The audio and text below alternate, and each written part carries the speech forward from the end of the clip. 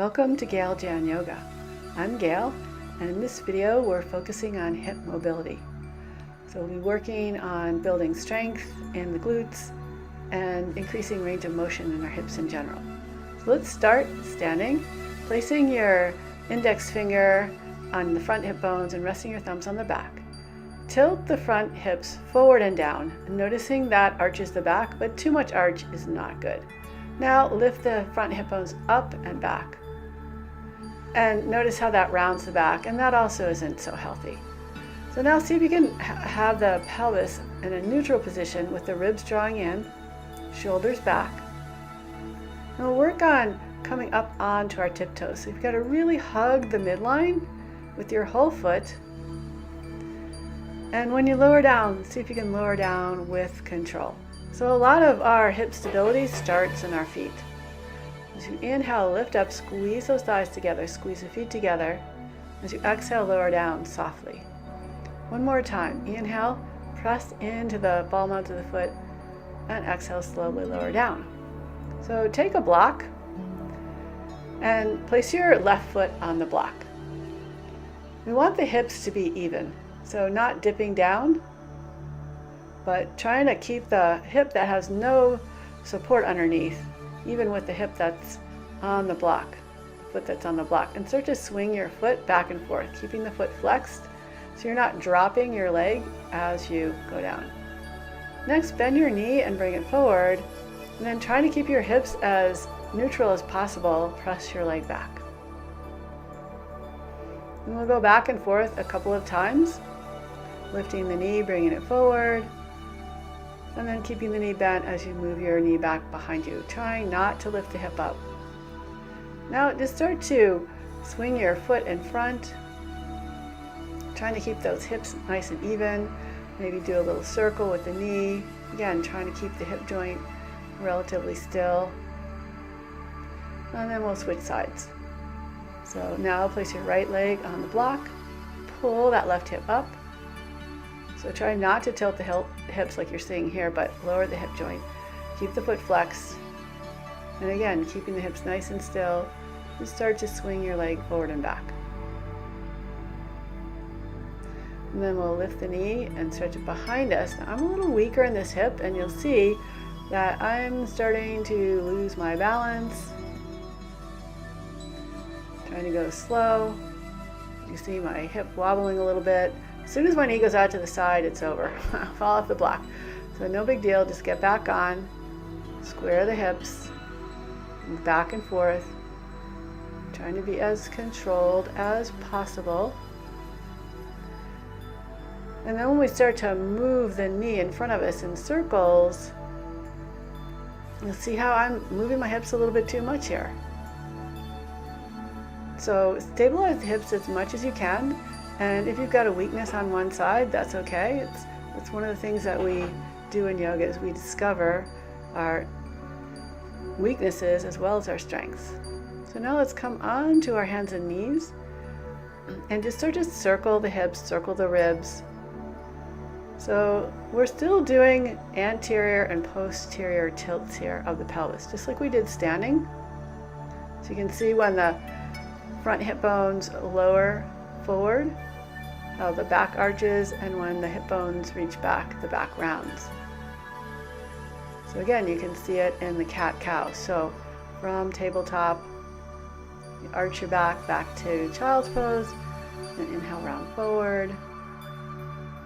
Then cross your right knee behind your left knee, both shins on the floor, and again, begin a cat-cow, feeling that pelvic tilt, being maybe more aware of that tilt.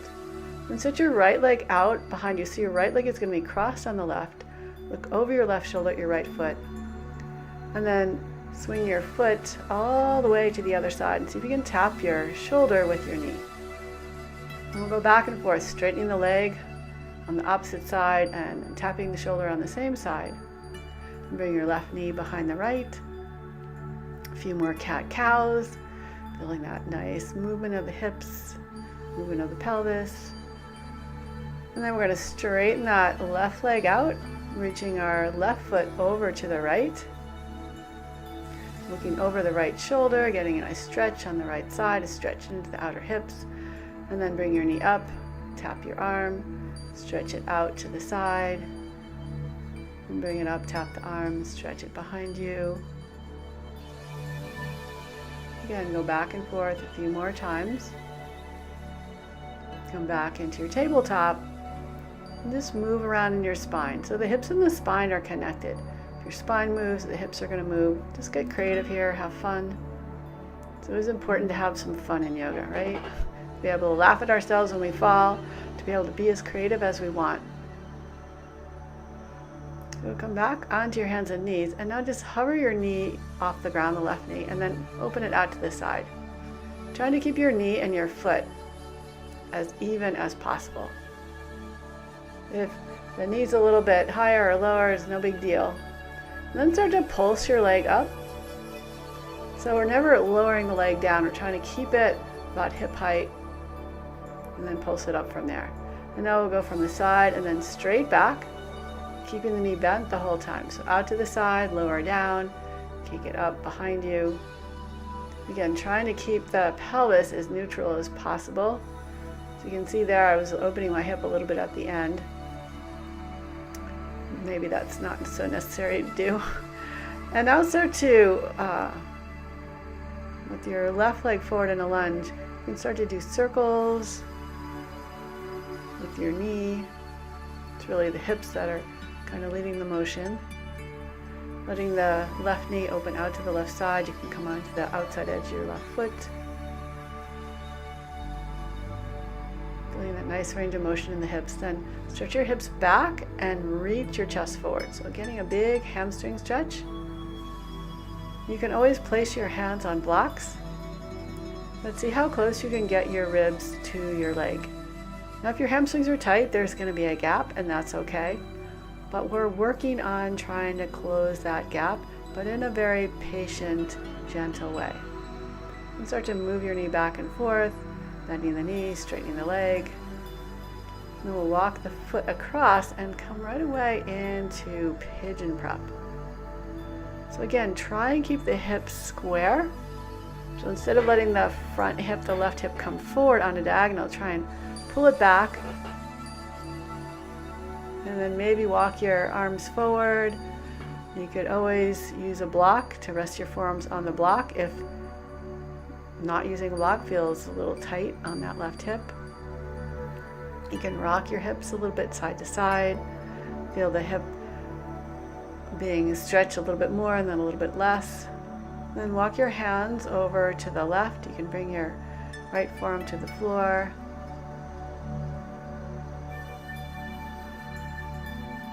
And tuck your toes and step back, downward facing dog.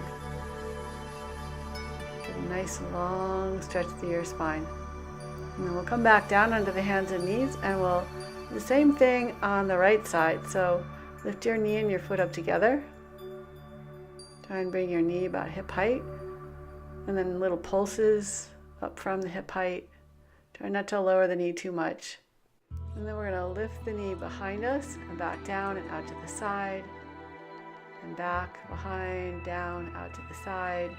So just adding a little hamstring strengthener when we lift our foot up behind us. And step your right foot forward, and you can use a block under your hand, stretch the back leg back, start to circle that right knee, or you can just bring your knee out to the side and kind of press it back and forth. Being gentle on your joints, don't try and force anything. Just feel the range of motion. And stretch your leg back, bowing over your leg for the hamstring, and moving forward, stretching out the back hip flexor. So just move back and forth. And you can bring your right foot across for pigeon prep. So notice how I slid my left leg back. I like to just move around a little bit when I first come into a pose. So I'm just kind of doing a little cat-cow, a little side-to-side motion, just noticing how that feels in my hips. Then you can bring your forearms to the floor or to blocks. Shift your hips from side to side. You can walk over towards your front knee, so over to the right. And feel how that affects the stretch in your hip. So now we're going to come back to seated and bring your left knee straight out from your left hip, your right knee straight forward. So your legs, your upper leg and your lower leg are at 90-degree angles. And then we're just going to flip our legs back and forth. So you can have your hands behind you for balance, or you can play with lifting your hands off the floor. I always end up walking forward when I do that. So I'm going back to the hands behind my back. And now stretch your legs out in a wide split. You want to roll the inner thighs down and back. You want to engage the quads. And bring your hands in front of you. And again, a little bit of cat-cow here. So feeling the pelvis tilt forward as you reach forward and arch the spine. And feel the pelvis tilt back as you round your back and move back. And you can take a block or rest your forearms on the block. Just kind of shift from side to side, and you might not need the block, so the block is optional. Make sure to keep the quads engaged to protect the attachments of your hamstrings. And place your right hand on the floor on the inside of your knee. Bring your left hand behind your head, and just think of opening that left shoulder. Try and keep the left hip grounded.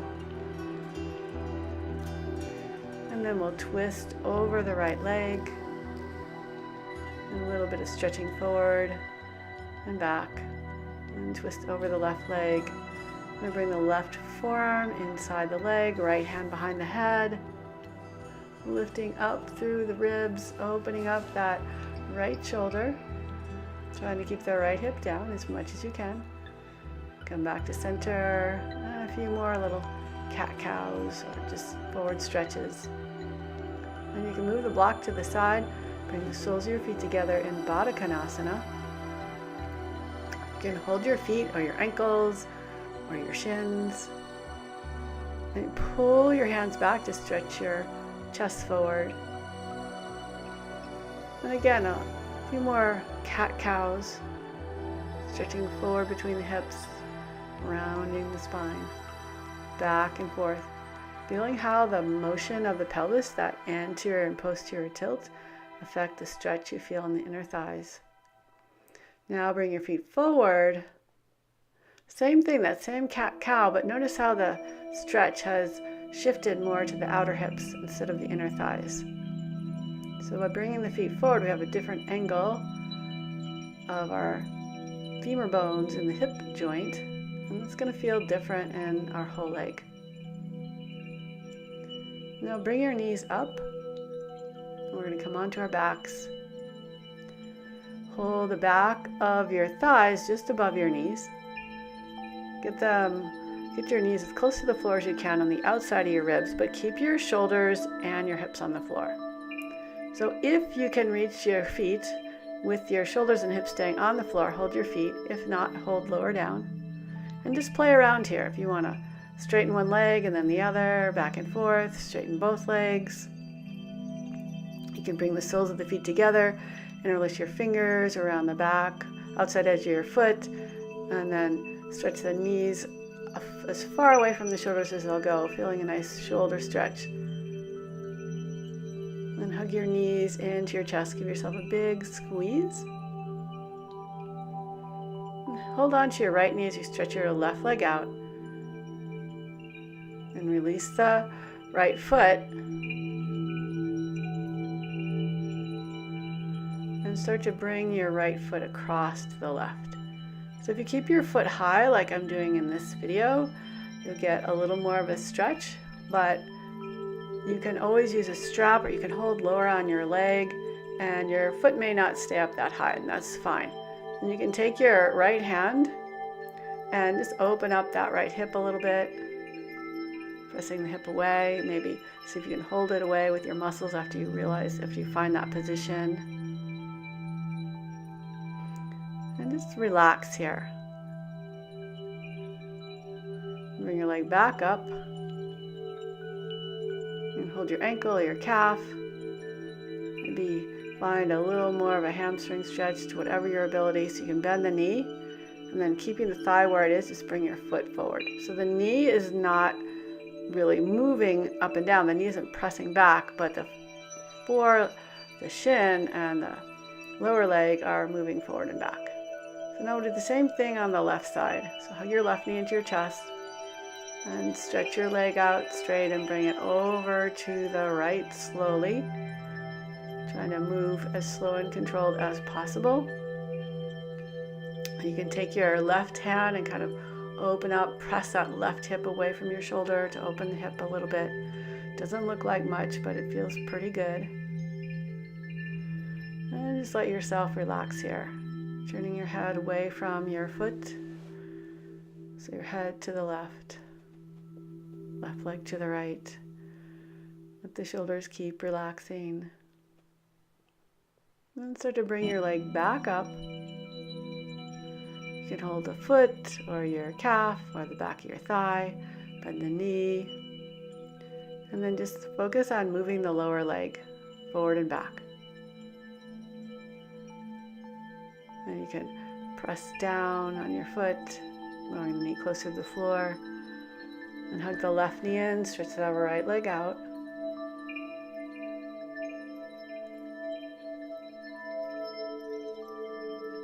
Bend both knees, hug both knees into your chest. Begin to circle the knees, drawing the knees in and away from your chest. Giving your low back and your hips a little massage. Reverse the circles. And place your feet on the floor. And open your knees out to the sides in Supta Baddha Konasana. So Baddha Konasana, lying down. So here I'm adjusting my hips, stretching my tailbone towards my heels to lengthen the low back and take some of the arch out of the back. So giving myself a little posterior tilt. You can always place blankets or blocks underneath your thighs or your knees to take some of the stretch out of the inner thighs. So it's up to you to use props or not to use props, but you want to be comfortable.